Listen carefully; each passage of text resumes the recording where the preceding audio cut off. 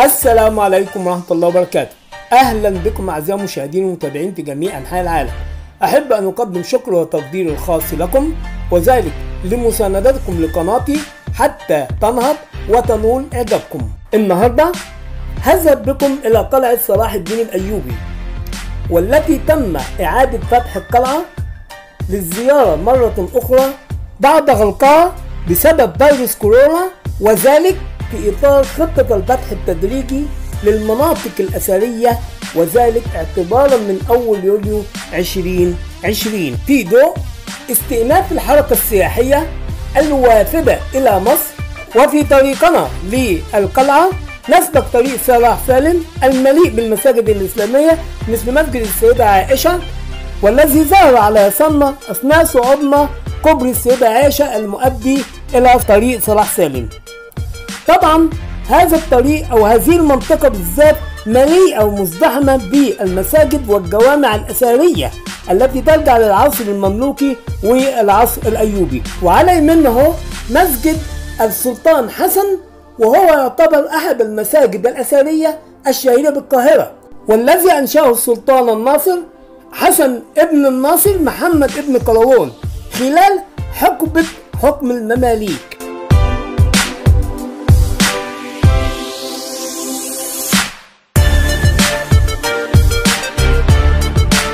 ونشاهد الآن جبل المقطم على يمنا في اتجاهنا للمطار في طريق صلاح سالم، ولكن بعد انتهينا من كوبري السيدة عائشة أول لفة بنلف يسار علشان نرجع تاني زي ما احنا شايفين اهو، وهنرجع كده تاني وهنجد ان القلعة بقت على يمنا وجبل المقطم بقى على شمالنا. لو احنا عايزين نعرف قلعة صلاح الدين الأيوبي حكايتها، لابد ان نعرف بالظبط من هو صلاح الدين الايوبي.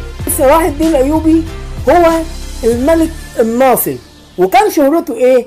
كان شهرته يلقب بصلاح الدين الايوبي، وهو قائد عسكري اسس الدولة الايوبية التي وحدت مصر والشام والحجاز وتهامة واليمن في ظل الراية الايه؟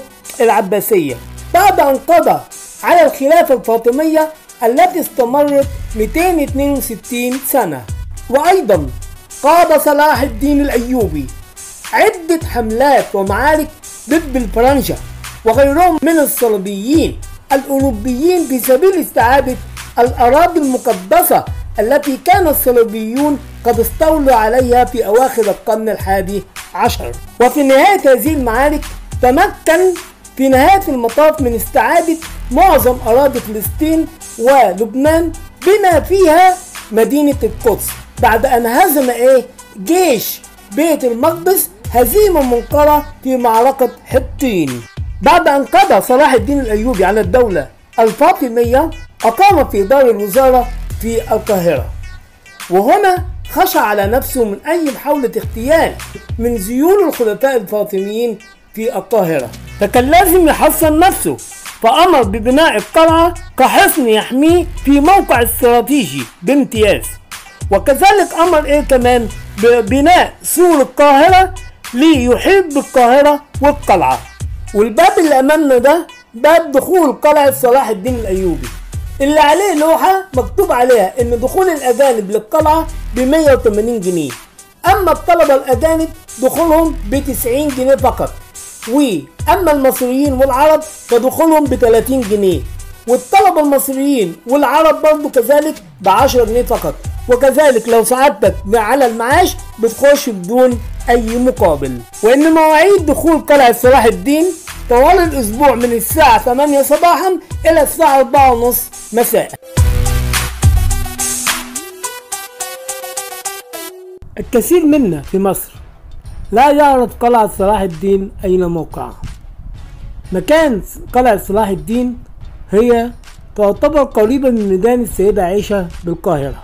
معنى كده إن أقرب ميدان لقلعة صلاح الدين الأيوبي هو ميدان السيدة عائشة، وبالتالي لو أنت عايز تيجي للقلعة هتركب حاجة للميدان وتتجه للقلعة سير على الأقدام لمدة 10 دقائق. أقرب محطة مترو أنفاق هو محطة الملك الصالح، ومنها تركب ميكروباص للسيدة عائشة. ويستغرق الطريق ده تقريبا بحدود من ربع لتلت ساعة.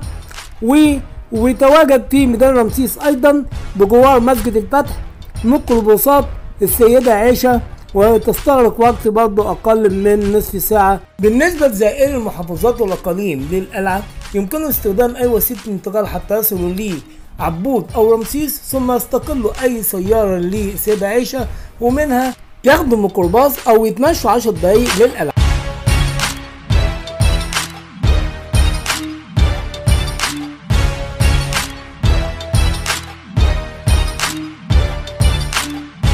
نرجع لموضوع حلقتنا قلعة صلاح الدين الأيوبي. نجد انه فعلا بدأ صلاح الدين الأيوبي بتشييد القلعة لتكون مقرا لحكم مصر وحصنا للدفاع عنها فوق جبل المقطم بمجسم كان يعرف بقبضة الهواء، ولكنه لم يكملها في حياته، وإنما قام بتكملتها السلطان الكامل ابن العادل، فكان أول من سكنها واتخذها دارا للملك.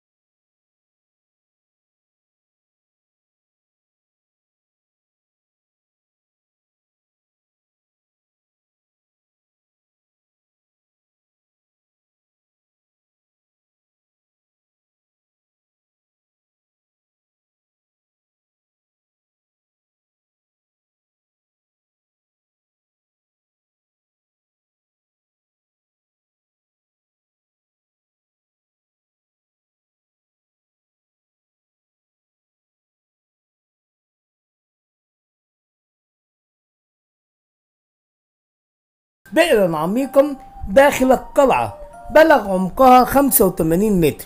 ليه؟ ليوفر المياه لجنوده ولسكان قلعته في حالة منع المياه عنها في أي وقت أو في حالة حدوث أي حصار.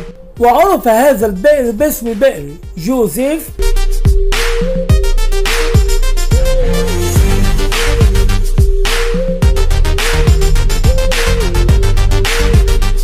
تم اختيار مكان القلعة هنا لارتفاعه، وكمان بيقولوا ان صلاح الدين امر بتعليق قطع من اللحم في اماكن مختلفة، واختار المكان القلعة في المكان الذي يبطأ فيه فساد اللحم. تشييد هذه القلعة سنة 1176 ميلادية على احدى الربع المنفصلة عن جبل المقطم، ولذلك كان يطلق عليها ايه؟ قلعة الجبل، حيث ساهم موقع القلعة المرتفع في كشف مدينة القاهرة بشكل كامل، مما ساهم في الإشراف عليها وحمايتها من الغزاة.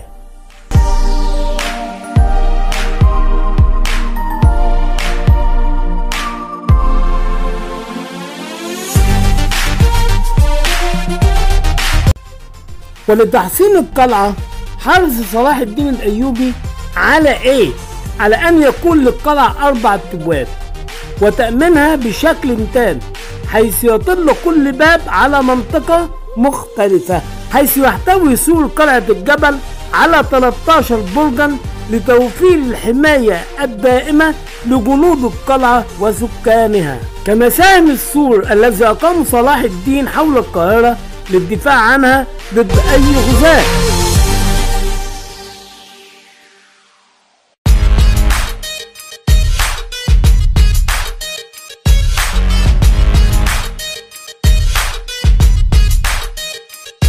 واحنا داخلين القلعة سوف نشاهد أجمل العمارة بها وأضخمها، فهو دليل على جمال العمارة الإسلامية. فقلعة صلاح الدين الأيوبي في مصر ليست مجرد مباني وأماكن، وإنما هي تاريخ طويل وكنوز والذكريات التي مر عليها الكثير من الانتصارات والانكسارات التي جعلت كل جزء فيها ينبض بالتاريخ وتكون شاهدة على أهم الأحداث التاريخية الأكثر شهرة.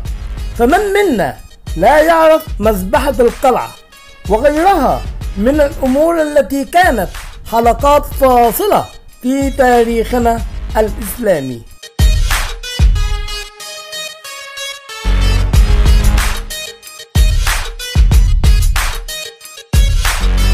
تعتبر قلعة صلاح الدين الأيوبي من الأيقونات السياحية التاريخية في القاهرة بشكل خاص وفي مصر بشكل عام، وللقلعة 4 أبواب لتحصينها وتأمينها بشكل تام، حيث يطل كل باب على منطقة مختلفة. ويحتوي سور القلعة أو قلعة الجبل على 13 برجا لتوفير الحماية الدائمة لجنود القلعة وسكانها. والقصور التي بالقلعة هي قصر الجوهرة وقصر الحرم وقصر الأبلق وسرايا العدل.